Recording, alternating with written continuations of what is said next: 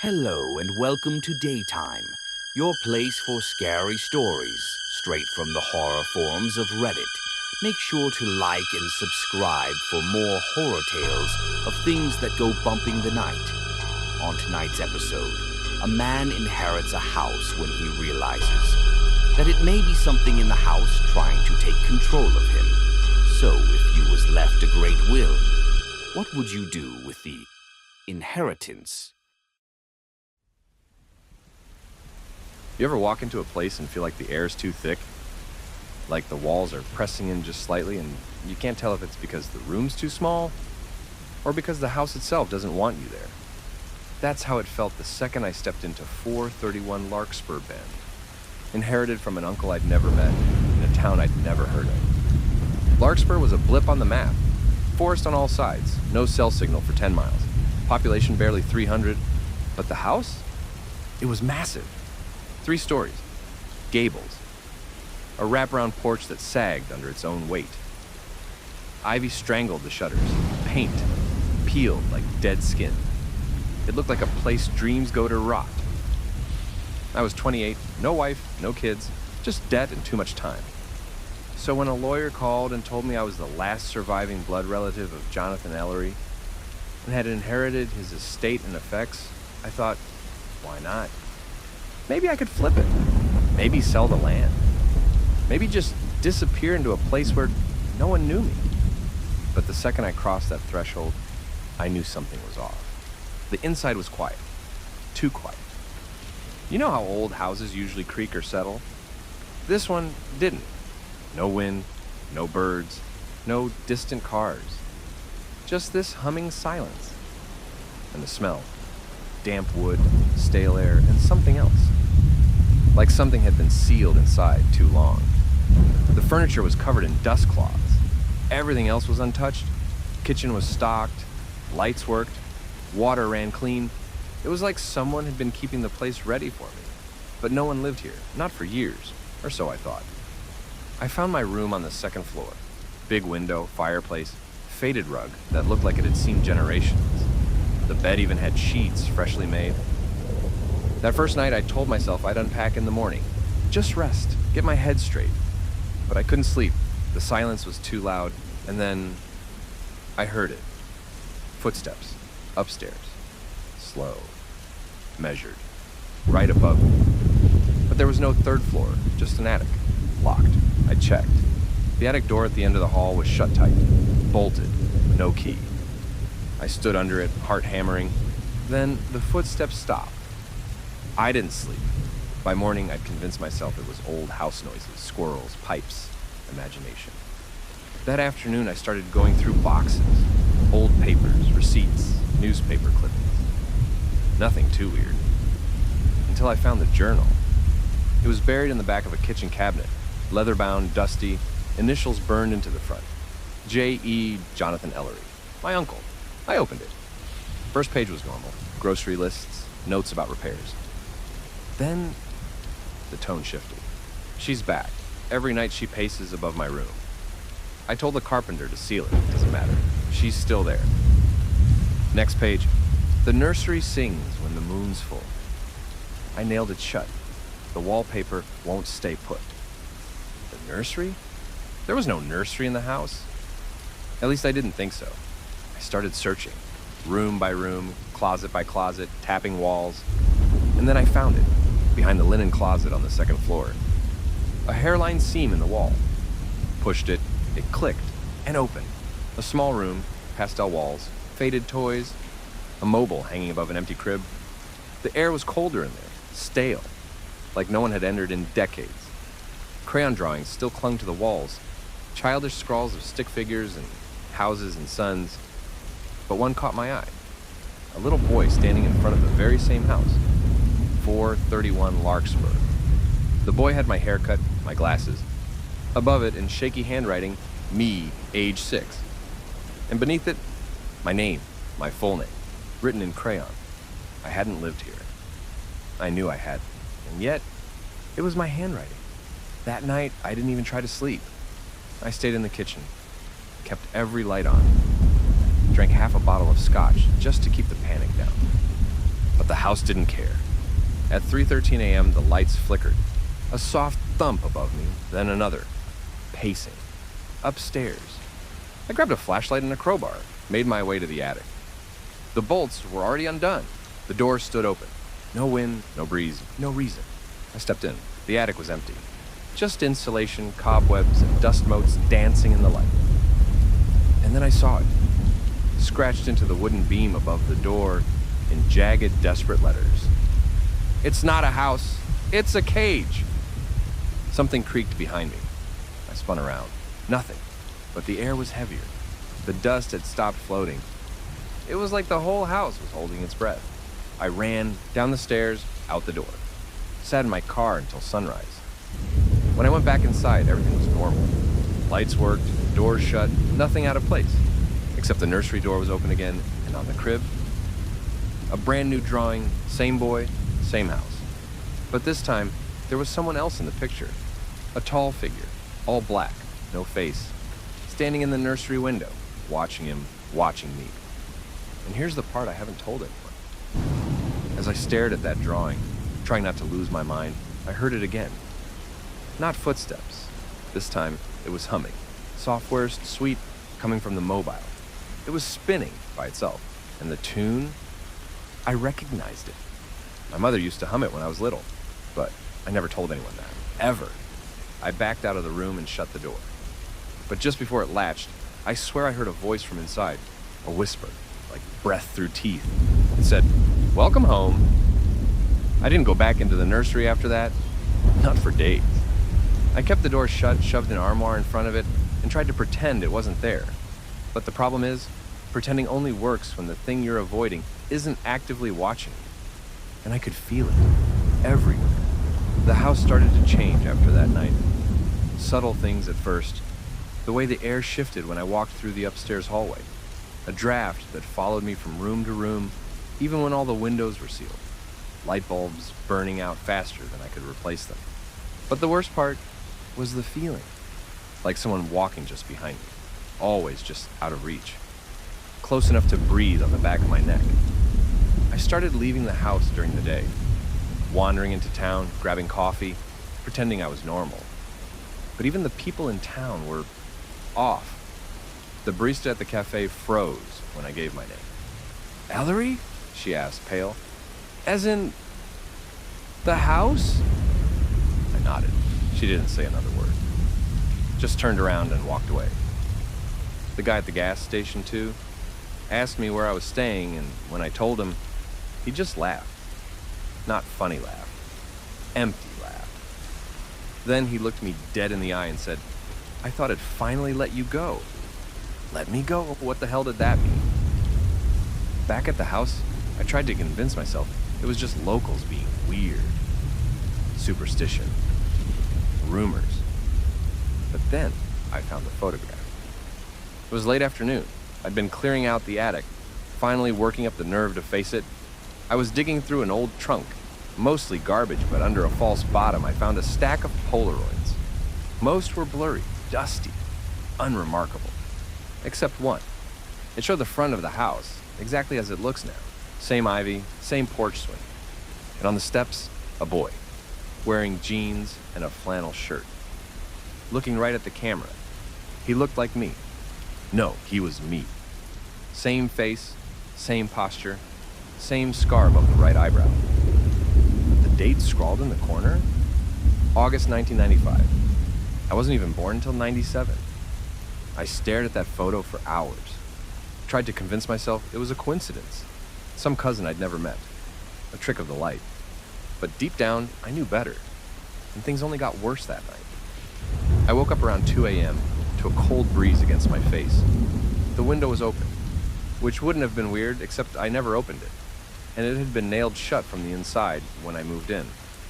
I got up to close it, and that's when I saw something move on the lawn. A shadow, pacing. Then it stopped and looked up at me. Not in my direction. Not toward the house. Directly at me. I couldn't make out the face, but it looked wrong. Blurry. Like its edges didn't line up. And then, without moving its legs, it glided backward into the trees. Gone. The next morning, I tried calling someone, anyone. My friend Gabe, my cousin Rachel, even my ex. No service, landline dead. I decided I'd had enough. I packed a bag, grabbed my keys, and headed for the car. But the road was gone, not blocked, not flooded. Just not there. Where the dirt road had been was now thick forest, like it had never existed. I ran back inside, heart pounding. Maybe I was losing it. Maybe the house was gaslighting me. Maybe I was having a breakdown. But when I checked the upstairs hallway again, the nursery door was wide open. The armoire still in front of it, but moved, like someone had slid it aside with ease. Inside the room, a fresh drawing on the wall. Same stick figure boy, same house, but now there were two boys. One smiling, one with his mouth stitched shut, and between them, the tall, black figure, holding both their hands. That night, I couldn't sleep again. I sat in the living room with every light on, watching the walls breathe. Yes, breathe. The wallpaper rippled like lungs. That's when I heard it again. Not humming this time, scratching, coming from behind the fireplace. I grabbed the crowbar and started prying at the bricks. Eventually one came loose, then another, and behind them, a cavity, just big enough to fit a person. Inside it, a staircase, stone, leading down. Here's the thing, this house isn't built on a hill. No basement on the blueprints, no cellar door outside. This staircase should not exist, but it did. I grabbed a flashlight and climbed down. The walls were damp, old, covered in moss and mildew. At the bottom, a door, thick wood, iron handle. It opened with a creak so loud it made my teeth hurt. And inside, a room furnished, lit by old oil lamps, like someone had been living there. A cot, a writing desk, an old rotary phone, disconnected. And on the desk, another photograph. This time a full family. Mother, father, two kids, all smiling in front of the house. The father had my face, slightly older, beard, thinner. But it was me, written on the back in pen, the Elleries, 1974, happy at last. I don't remember going back upstairs. I must have blacked out or dissociated, because the next thing I remember, I was waking up in bed, fully dressed, shoes still on. Sunlight pouring through the window, and the photo still clenched in my hand. The family that looked like mine, but wasn't. I spent the rest of the day combing through the house, behind the baseboards, under floorboards, inside vents, and I kept finding more photos, more drawings, and more versions of me, each time with a different family, a different year, always in this house, sometimes smiling, sometimes screaming, and sometimes missing eyes, but always, always me. Around dusk, I finally found something that made me question everything. Hidden in a false panel behind the closet in the master bedroom. A box. Inside were three things. A birth certificate, my name, my birthday, my parents' name. Except the year was wrong. 1984, not 1997. A VHS tape labeled, "Play Me." A sealed letter addressed to me. It just said, "If you're reading this, then it means I failed. The house wins unless you remember who you are. Memory is the only weapon you have. Trust nothing, not even your own thoughts. And never go through the mirror." Me. I haven't played the tape yet. I don't even have a VCR. And I haven't gone near a mirror since. But I did look at the birth certificate again. Held it under a blacklight, just to be sure. And there it was. A watermark that didn't belong. Faint, circular, looked like an eye, or maybe a mouth, with teeth. I don't know what's happening. I don't know who I am anymore. But I think I was wrong when I said the house was watching me. It's not watching, it's remembering. And it's trying to help me forget. I tried to leave again, I swear I did. Packed my bags, grabbed my keys, and marched right out to the edge of the property. But the road still wasn't there. Just endless trees where gravel used to be. And the sky, it looked wrong. Too still, too quiet. No clouds, no breeze. Like the whole world outside the house was stuck in a paused video frame. I screamed, I kicked the trees. I even tried walking through them. But no matter how far I went, I always ended up back at the porch. Sometimes I'd look away for a second, just a second, and when I looked back, the house was closer than me. Like it followed me. I don't think the house wants me to leave, but I also don't think it wants to keep me here. It wants me to become something else. I finally watched the VHS tape. I found an old TV and VCR in the attic, sitting right where that hidden staircase had been, except now it was gone. The bricks were sealed back up, like I'd imagined the whole thing. But the tape was real. The screen crackled, then showed static, then me. At least a version of me. Same face, same voice, same nervous tics. But this guy was older, hollow-eyed, gaunt. He looked broken. He stared at the camera and said, "If you're watching this, you've made it further than I did. Good. But you're running out of time." Then he pointed at something off-screen. The image glitched, and a shadow passed behind him. A long one. It didn't move like a person. He kept talking.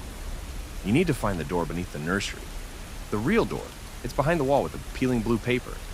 You'll know it when you see it." Then he leaned in, eyes wide. "Whatever you do, don't talk to the mirror." The screen glitched again. Then he said something that made my stomach drop. "My name is your name." I don't remember who I was before this place, but I remember the screen and the eyes, and the thing that wears our skin. Then he reached out and shut off the camera. I didn't sleep that night. Not because of the tape, but because of the sounds. Thuds, groans, the house moving, and the whispers. Always the whispers, coming from the pipes, from the closets, from inside the walls.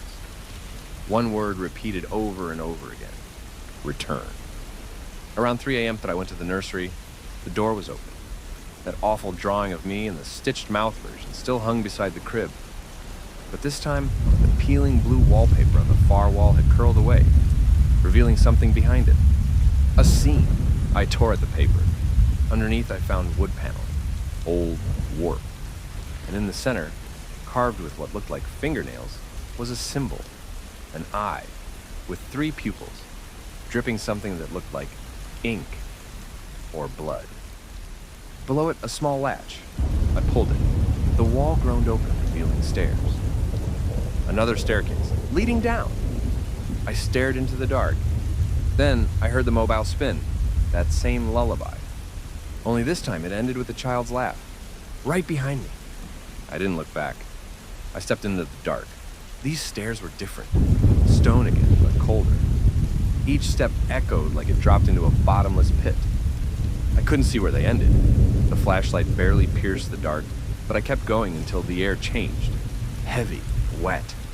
I reached a landing, then another door. I opened it slowly. What I saw made my skin crawl. It was a basement, but it wasn't. The walls were made of bone, actual bone, not decor, not artistic, human, stacked like bricks. And the floor, covered in a thin layer of black water that didn't ripple when I stepped in it. Like it was absorbing sound, absorbing me. At the center of the room was a table. On it, a book, bound in skin. I approached it, my feet splashing soundlessly, opened the cover. Inside, just one phrase, scrawled in a language I didn't know, but somehow understood. 1 becomes 2, 2 becomes none. None returns home.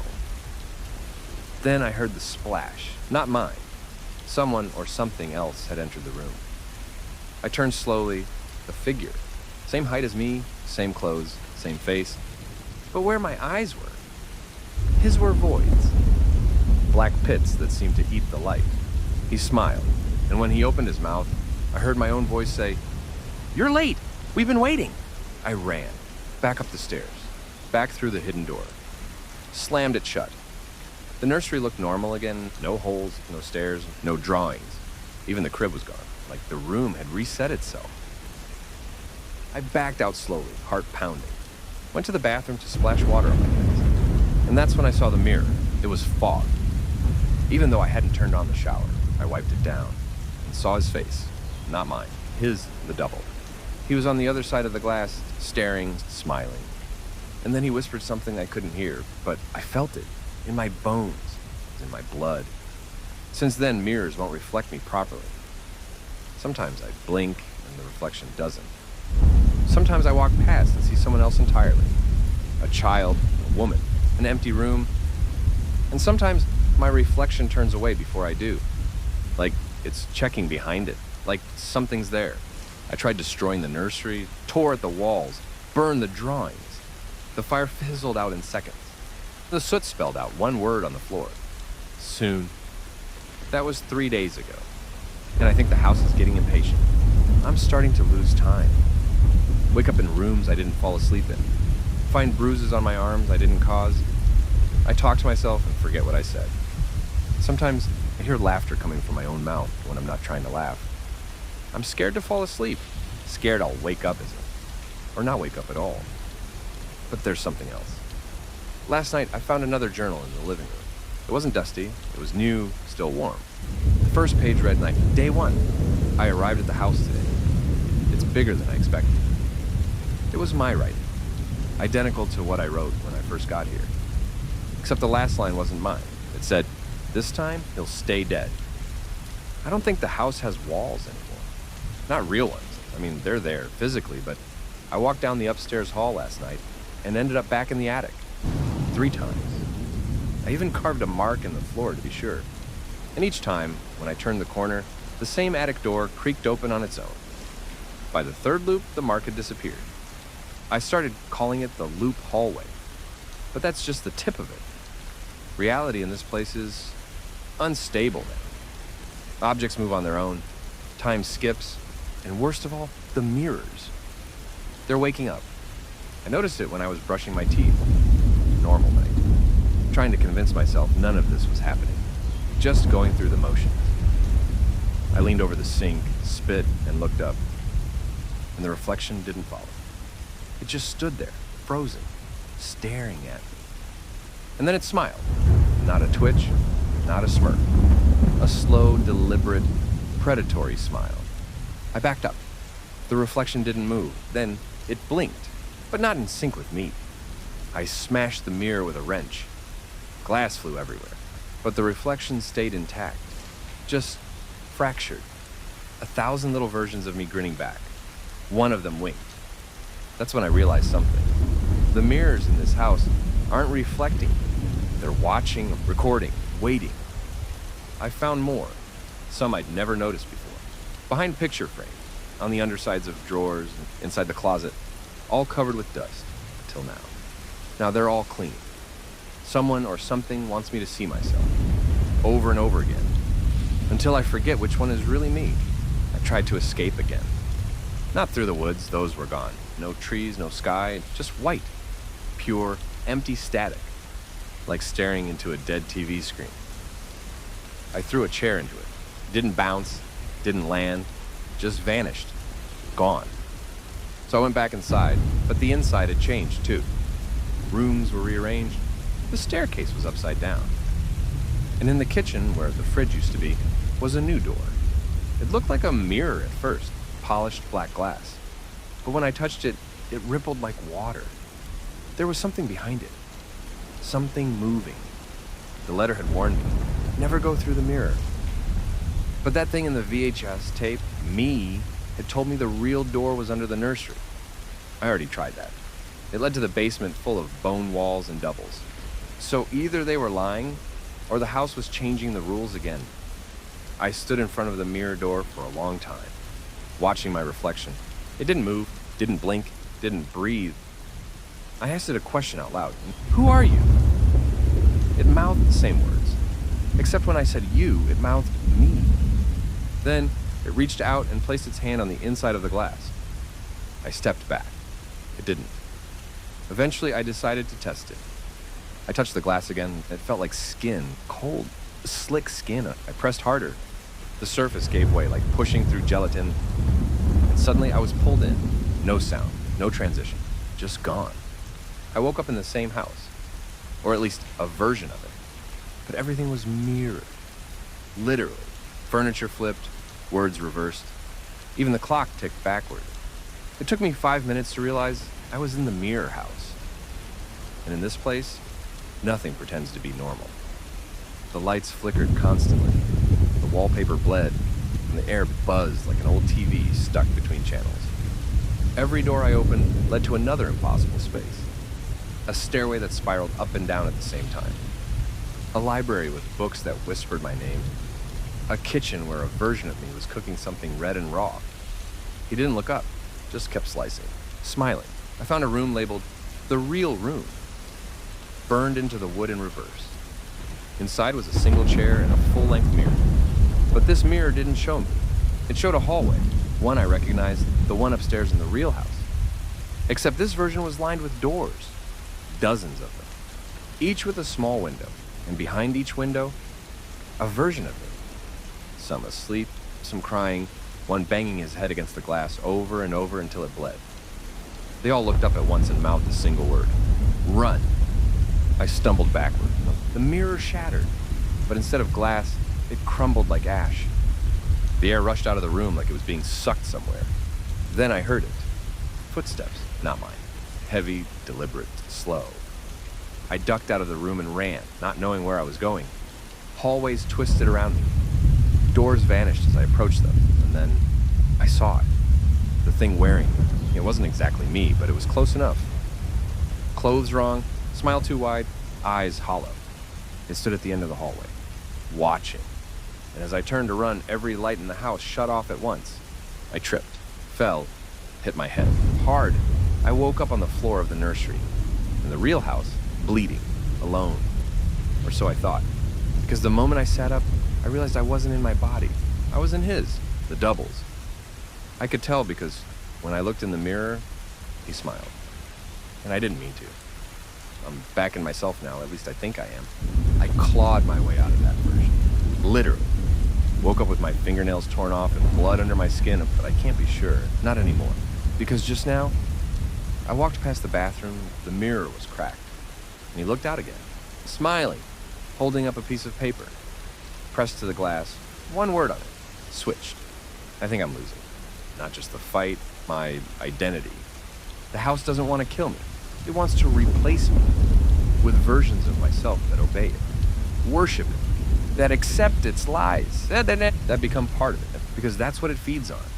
Versions, memories, possibilities. And every time I doubt myself, I feed it. Last night, I found a final warning scratched into the underside of my bed frame. It said, "Only one can leave. Decide who that is before the mirror decides for you."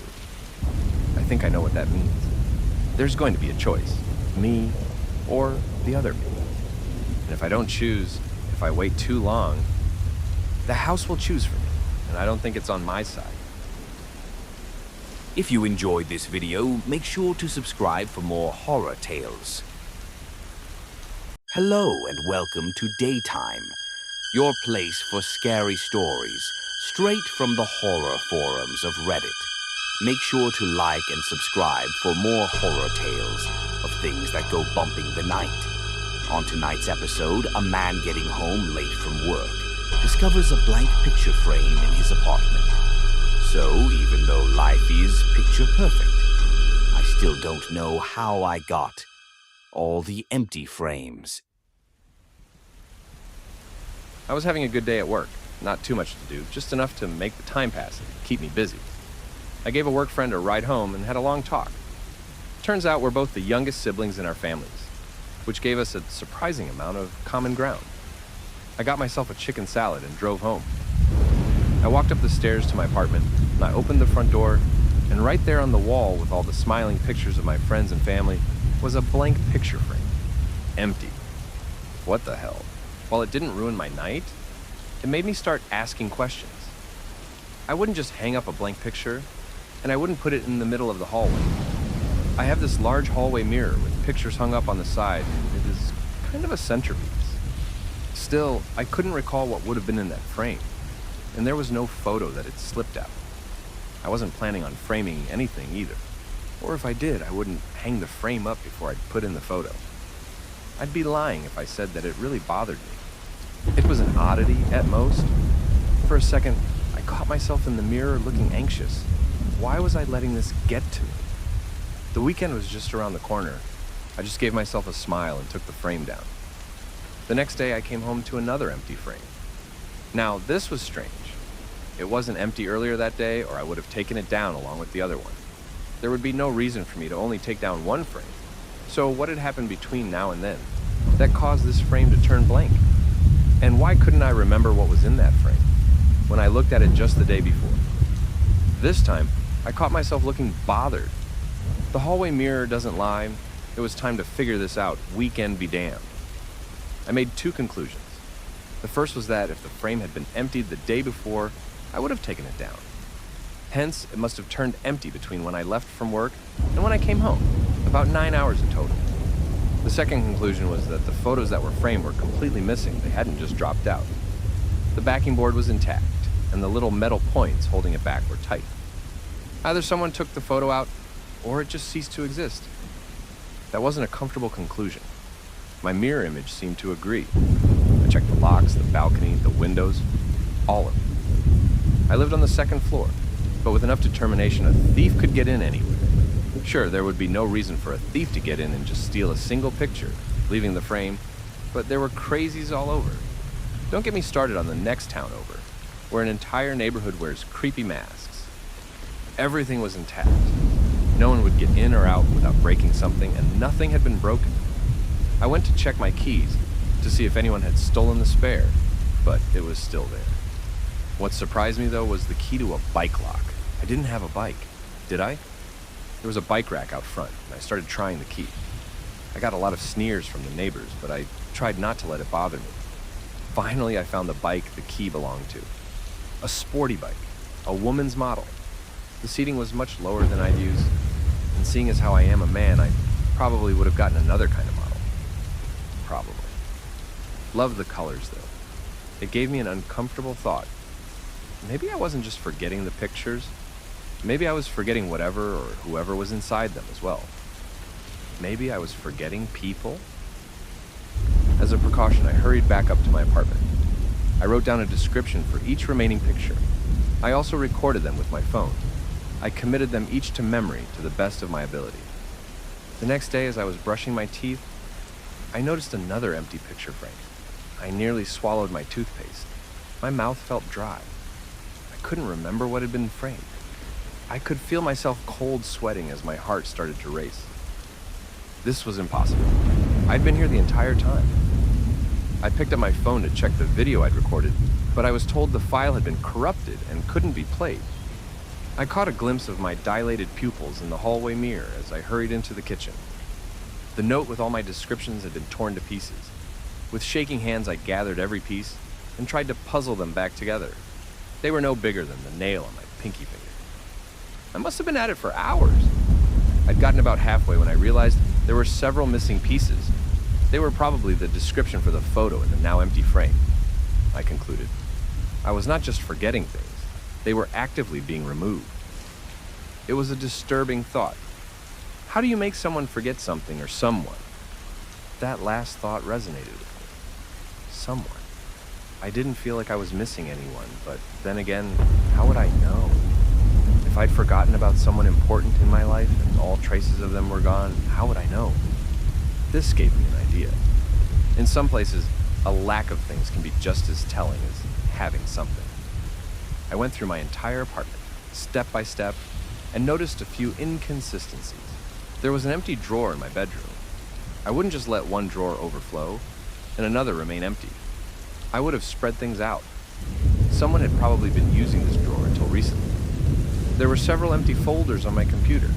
I may not be the brightest PC user, but I don't create empty folders for no reason, especially not in the image and movie default folders. There were entire shelves that were suspiciously empty in both my fridge and freezer. Again, why wouldn't I just spread things out? It felt like I was watching a mind-twisting game of Jenga, only the pieces that were picked out were parts of my life. As I took a shower to clear my head, I noticed two more things. One, there was a pale patch of skin on my right shoulder, with strange contours. There had probably been a tattoo there. Two, there was a mark on my left ring finger. So, until just recently, I'd worn an engagement ring. I sent a few messages to friends and family and checked my social media. There was no indications of any kind that I had been engaged. I got a few responses from confused friends. They had no idea what I was talking about, and they started asking if I was okay. I wasn't the problem here. The problem was that something was eating up my life, step by step, and I had no way to fight it. I stumbled back into the kitchen, poured myself a whiskey, and started making a list. A list of things someone like me would think was important enough to put in a picture on my wall. Parents, uncles, cousins, siblings, grandparents, pets, all of it. Then, I tried to match what I could remember to those categories. I remembered almost everything. There were a few blank spots. For example, I had no brothers or sisters, and I'd been single for a very long time. That didn't make any sense, though. Just a few days prior, I'd been talking to a work colleague about being the youngest sibling. Not just younger, like you are if you have a single older sibling, but youngest. That's what you are if you have more siblings than one. Plural. I couldn't remember having any brothers or sisters. I laid it all out. I had most probably completely forgotten about 2 siblings and a fiancé. I'll be the first to admit I didn't handle it very well. I called my mother after my 4th drink of whiskey, and I wasn't making much sense. She was worried. Of course, I had no brothers or sisters. Never had, and sadly, never would. Check the photo albums, I screamed. Check every album you've got, and you'll see. You'll see the empty pages. I sat down flat in the hallway with my 5th drink, having thrown my cell phone across the room. I stared at myself in the hallway mirror. I almost looked happy, despite feeling awful. That's what a good drink can do to you. It is like putting on a mask. I frowned as deep as I could, but it just looked like I was making a funny face. To be fair, the hallway mirror wasn't that great. It was slightly stretched, making you look a little thinner and taller than you really are. Kind of like a funhouse mirror, only to a lesser effect. I tried again to commit every photo to memory. My parents, my uncle, my grandparents, my cousin, standing in a field of those weird blue sunflowers. I counted them all, then counted them again. And on my 6th drink, I fell asleep on the floor, curled up in a fetal position. I was drifting in and out of sleep. Despite everything, I was happy no more pictures had disappeared. One by one, they'd gone away like petals picked from a flower. Then it stopped. There'd been no more. Maybe it was over and whatever was removing them had gotten what it came for. Of course, there was another option. Maybe it was just waiting for me to fall asleep. That thought jolted me awake. I'd probably gotten a solid 3 hours of sleep, and it was the middle of the night. There was rustling in the kitchen. Not loud, but loud enough for me to hear it. It sounded like someone going through my cutlery. There was nothing special in there for someone to steal. Well, except for an old butter knife my cousin gave to me back when she was into whittling that one summer. The thought froze me. I checked the picture frames. All the photos were still there. There might still be time. I had a handgun in a secure locker in my bedroom, on a small shelf above my winter jackets. The key was right there in the hallway, on a separate keychain. I got the key, listening for movement in the kitchen. I could hear the rustling stop, and the kitchen drawer being set back in place. If whoever was in there decided to check the bedroom, I'd be screwed. I held my breath and listened. I heard footsteps move into the bathroom. Of course, there was a cologne I'd gotten as a birthday gift last year. That was also from my cousin. But I could still remember her, so it wasn't too late. I opened the locker, loaded a clip, and turned the safety off. I stepped into the hallway, held the gun up high, and looked into the bathroom. I could hear someone looking for something just around the corner, next to the bathtub. But all I could see was the edge of a pair of jeans and a black t-shirt, and I had to act. "Stop!" I yelled. "Step out! Slowly!" The rustling stopped. "Hello!" The voice was dark and muddled as if spoken underwater. It was distant, but near, and it echoed. It made the air tremble so hard that it made my stomach shiver. I almost threw up. "Step out with your hands." He did. I did. It was me. The hallway mirror was empty. There were a few differences. The person I was looking at was slightly taller and thinner. Stretched, like the image in the mirror, it was still mirroring my expression, but not the movements of my body. I looked terrified. "Hello," he repeated, sending another ripple through my guts. "Hands on your head," I said. "Stay back. I'm calling the police." "Hello." He didn't comply. I double-checked the safety, and it was off. A pinch of the trigger would be all it took. Instead of listening to me, the person stepped forward. I pulled the trigger. I shouldn't have done that. The bullet made a hole in his left shoulder. It went clean through. A few drops of blood escaped him, but evaporated against the floor in puffs of black smoke. The person had been keeping up an act, and now it felt threatened. In an instant, it turned into something else. The face twisted and turned. The jaw unhinged, and the tongue stuck straight up in the air like the rattle of a snake. Limbs grew longer and turned soft. A third arm grew from the stomach, tearing away the black t-shirt. Hands grew longer, fingers ending in bird-like talons. There was no way I would stand my ground against this walking nightmare. My instincts were battling each other. One side asking me to shut down and stay dead, the other telling me to run. There was no fighting to be done, only ways to flee. I took off running. It was nothing but luck that I remembered my trigger discipline. I started running down the flight of stairs. A neighbor was yelling, calling the police. Someone opened a door. I can't remember what happened to them or who they were. A scream I can't remember, silenced. Something the size of a football, being torn free from a torso. I got out into the cool night air. I was barefoot. For a second, I almost convinced myself it wasn't really happening. Standing out there in the real world, it just couldn't be happening. This doesn't happen in the real world. Then my nightmare came bursting through the door. It had grown. It extended its stomach to a bubble, like the abdomen of a spider. It had 3 arms and 4 legs, and there were more things growing. The head could barely be recognized. It had folded itself backwards, using an elongated tongue like an antenna sniffing the air. For all the things I've been forced to forget, this thing I can't help but remember. I couldn't forget it if I tried. Closing my eyes to this day, I can describe everything down to the texture of its skin. I kept running. The pitter-patter of skin flung against asphalt came closer. It was right behind me. I knew that if it caught me, I'd never have existed in the first place. Not even my mother would remember. Everything I was, everything I'd done, gone in an instant. Hello? The rumble in my stomach came back, and I lost my balance. I fell forward, badly scraping my shoulder. No, was the only word I could muster. No! I was breathing too fast, and my head was barely getting any oxygen. I was panicking. I flipped around, laid on my back, and held up my handgun. It was almost on me. Teeth, naked skin, talons, and limbs. It was warm. I didn't want to disappear, not like this. That's when I noticed something in the distance. There was something sparkling just outside my balcony. There was a thin ripple in the air, like an umbilical cord. It was like looking at a black hole. There was nothing there to see but the lack of space. This ripple stretched from the nape of the creature up to a rectangular sparkle, hanging free in the air. The hallway mirror.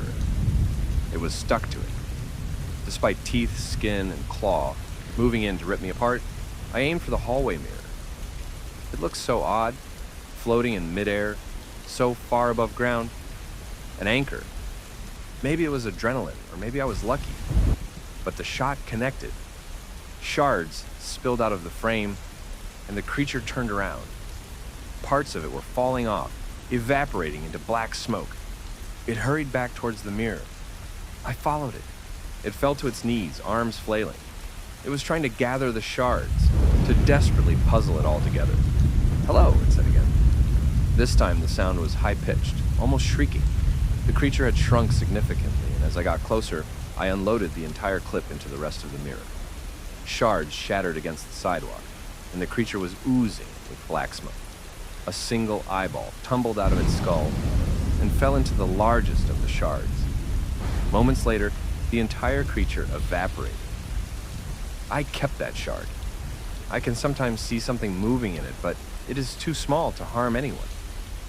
If you listen closely to it, you can hear a tiny hello.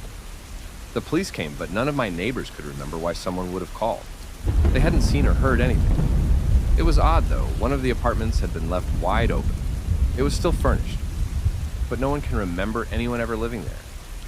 I'm guessing we forgot about the tenant, but that the creature didn't get the time to clean up the belongings. Looking back at this, I'm certain I had a brother. I think he lived in the outskirts of the city. and that he disappeared as he was out camping with his friends. I also think I had a sister. I'm certain she was the one who gave me the mirror to begin with. She was smart, studied in Europe for several years. She was blinded in an accident a few years ago.